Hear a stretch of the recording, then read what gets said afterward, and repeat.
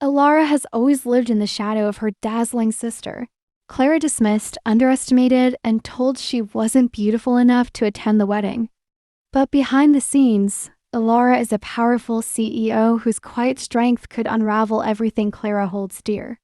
What happens when the woman they tried to hide becomes the one who holds all the power? Before we dive into the story, don't forget to click subscribe and let us know in the comments which city you're watching from. The scent of jasmine and envy hung heavy in the air, mingling with the excited chatter that filled our family home. My sister, Clara, was getting married. Her wedding was the only topic of conversation, a glittering, suffocating shroud that enveloped every waking moment. And I, Alara, was merely an afterthought, a shadow lurking in the periphery of her radiant glow. "Darling," my mother, Eleanor, had purred the previous evening, her voice like silk, yet sharp enough to cut. "Are you truly sure you want to attend?" You know how Clara feels about optics. I had been arranging the delicate lace on Clara's veil, a task I'd undertaken with a practiced neutrality. My fingers paused. "Optics, Mother? What optics?" Clara, perched on a velvet chaise lounge like a queen on her throne, had offered a brittle smile.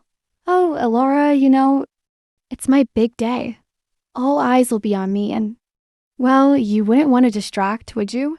She gestured vaguely at my figure, clad in simple, comfortable clothes, then to her own reflection, perfectly coiffed and adorned with a pearl necklace.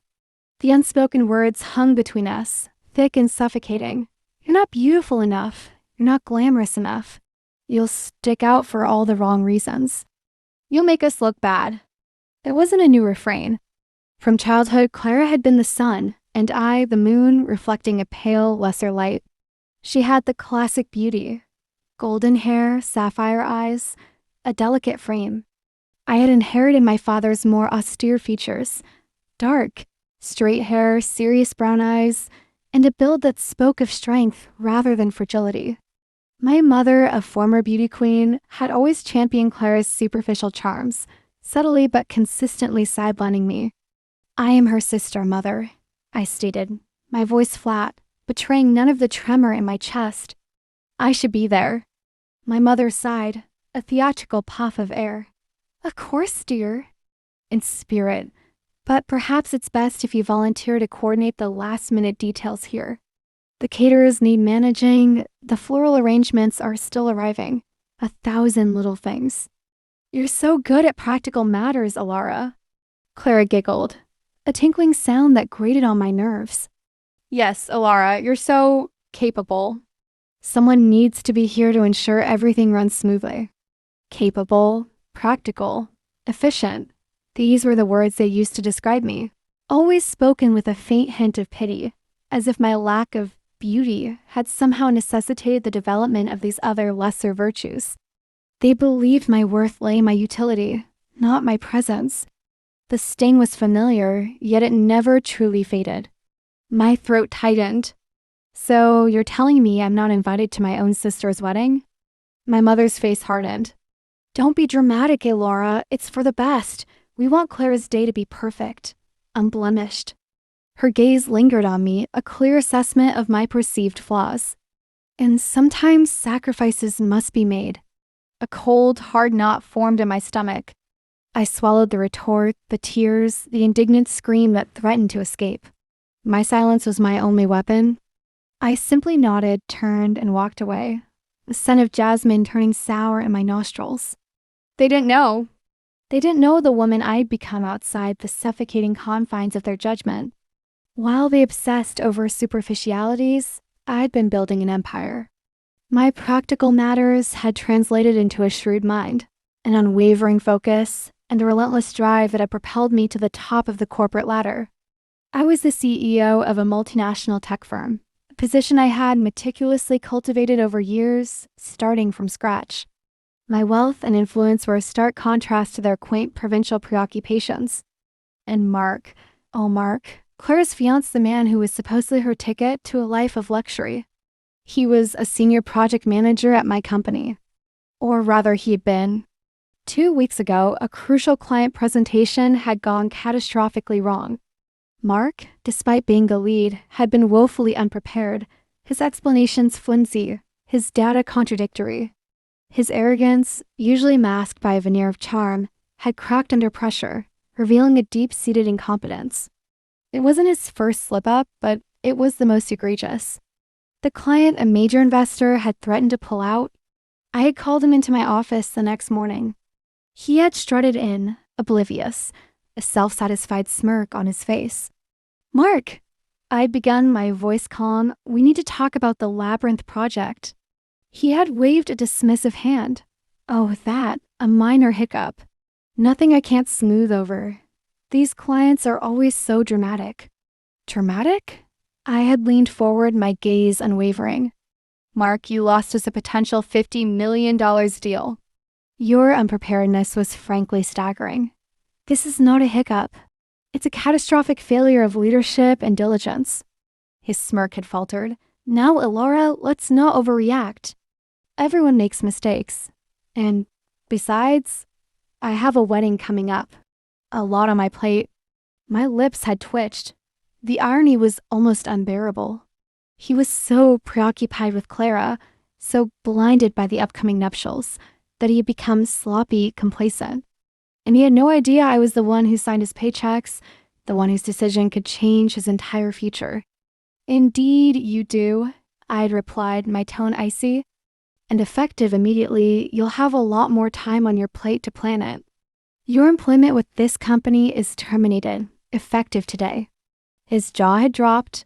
The color drained from his face. "Terminated? What? You can't.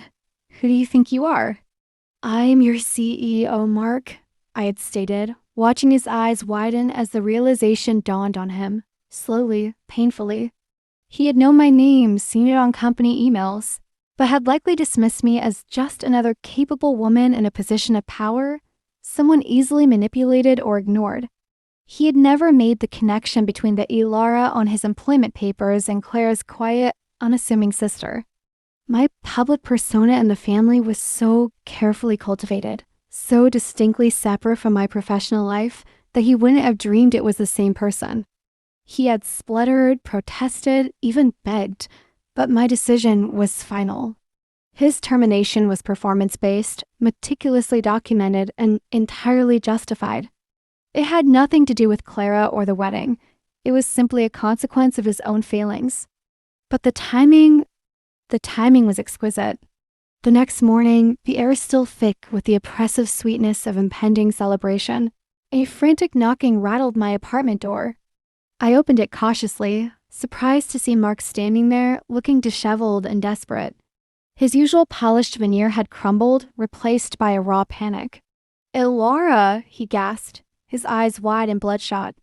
"You have to help me." I raised an eyebrow, leaning against the doorframe. "Help you with what, Mark?" "I believe we exhausted our professional relationship yesterday." He flinched at the reminder. No, not that.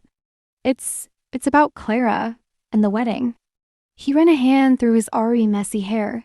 "She's furious, absolutely livid. She found out I lost my job, and she's threatening to call off the wedding." My heart gave a faint, satisfied thrum. "Is she now?" I asked, feigning surprise. "That's unfortunate." "Unfortunate? Elora, it's a disaster. My entire life is falling apart. She says I'm a loser, that I can't provide for her, that she won't marry a man who can't even hold down a job." He paced frantically on my small porch. "But you can fix this. You can talk to her. Tell her I'll get another job, a better one. Tell her you can put in a good word for me somewhere." He was pleading, truly pleading, his arrogance completely stripped away. The mighty Mark, brought low by a woman he had so casually dismissed. The irony was a bitter, delicious taste on my tongue. "And why?" I asked, my voice dangerously soft. "Would I do that, Mark? Given how my mother and sister feel about my presence at your wedding, I'm not sure my good word would count for much." He stopped, his eyes widening further as he processed my words. What are you talking about?" I stepped out onto the porch, crossing my arms. The morning sun illuminated his panicked face. "Yesterday, Mark, my mother and your lovely fiancé informed me that I was not welcome at the wedding. My presence apparently would blemish Clara's perfect day. Because you see, I'm not quite pretty enough, not quite optics appropriate. He stared at me, dumbfounded. They said that to you? That's insane. Is it? I challenged, a slow, predatory smile spreading across my face. Perhaps, but it illustrates a certain blindness, wouldn't you say? A focus on superficialities, a disregard for true worth. I paused, letting the words hang in the air. Just as your focus on your social life, your upcoming wedding, made you blind to your professional responsibilities, made you complacent, and ultimately led to your downfall. His face paled not just from panic now, but from dawning horror. He was starting to connect the dots, the Alara from the office and the Alara he was now begging. The quiet, unassuming sister was suddenly transforming into the powerful woman who had ended his career. You were the CEO? He stammered, his voice barely a whisper. The one and only? I confirmed, my smile widening. The woman who signed your termination papers. The woman you now beg for a favor. The woman who apparently is too ugly to attend your wedding. His mouth opened and closed, no sound coming out. The realization hit him like a physical blow. The humiliation was clear in his eyes. He saw not just the boss who fired him, but the woman he and Clara and my mother had collectively belittled. So, I concluded, stepping back into the shadow of my doorway, I'm afraid I can't help you, Mark. You made your bed. And frankly, I have no interest in attending a wedding where I'm deemed an unblemished guest. He stood there for a long moment, frozen, his future crumbling before his eyes. The perfectly planned wedding, the glamorous life he envisioned with Clara, all hinging on a job he no longer had, a job he had lost because of his own failings, to the very woman they had scorned. Finally, he turned and stumbled away, his desperate pleas replaced by the crushing weight of his own hubris. The jasmine scent still lingered, but now, mixed with it, was the faint, sweet smell of justice. My uninvited presence had, it seemed, already cast the first indelible shadow on Clara's perfect day.